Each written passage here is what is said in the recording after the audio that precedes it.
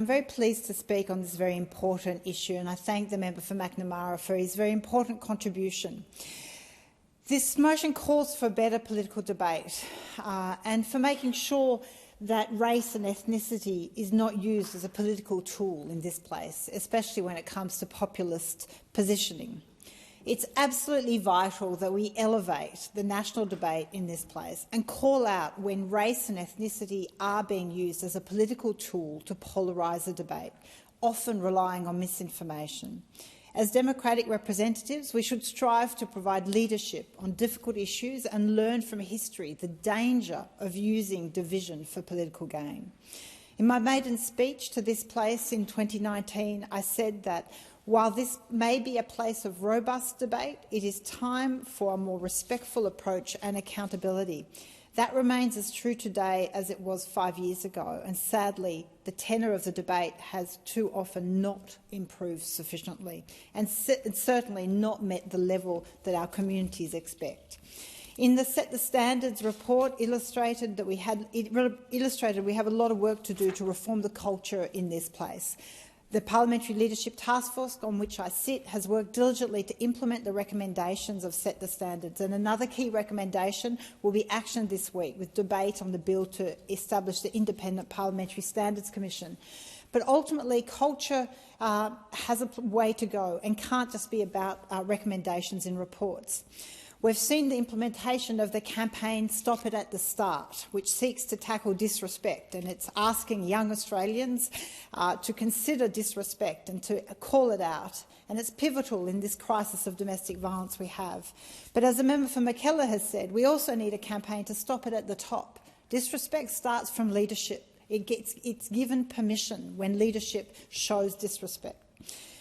A few weeks ago, the level of noise, interjection and yelling that was experienced in this chamber by myself and others was nothing like I've experienced in any professional environment and was totally unacceptable. Many of us on the crossbench frequently experience that behaviour, and it is unacceptable in any other workplace as it should be in this place. Yelling, snide remarks, interruptions and even intimidating behaviour on the floor of the House during divisions. This is just incredibly and unacceptable. Parliamentary behaviour needs to be modelled from the top, from party leaders, deputy leaders, senior government and shadow ministers and whips. Disrespect is not robust debate.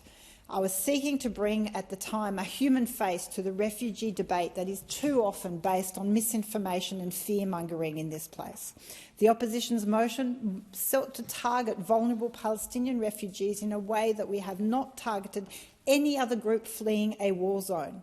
I was calling for a humanitarian response to a conflict for people seeking safety.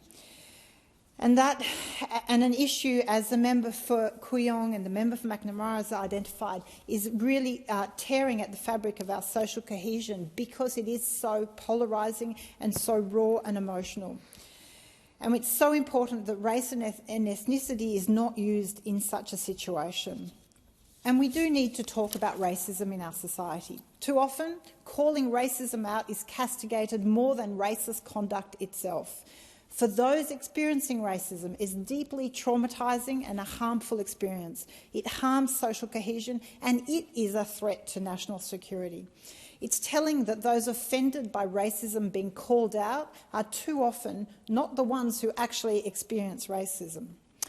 Now, we all pride ourselves on being a multicultural society, but because of this multiculturalism and celebration of it, many believe racism cannot possibly be a major issue, even if it probably exists.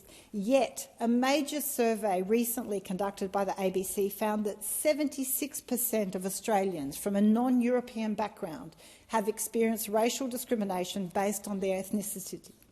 We often rightly call out anti-Semitism and Islamophobia, as many contributions on this debate have identified, but too rarely do we call out racism, and especially racist policy. And that's why it is important. Policies that are inherently racist are designed to foster fear and hatred of a minority group, and the fear of the consequences of calling out that racism means the policy itself does not get examined and sufficiently called out.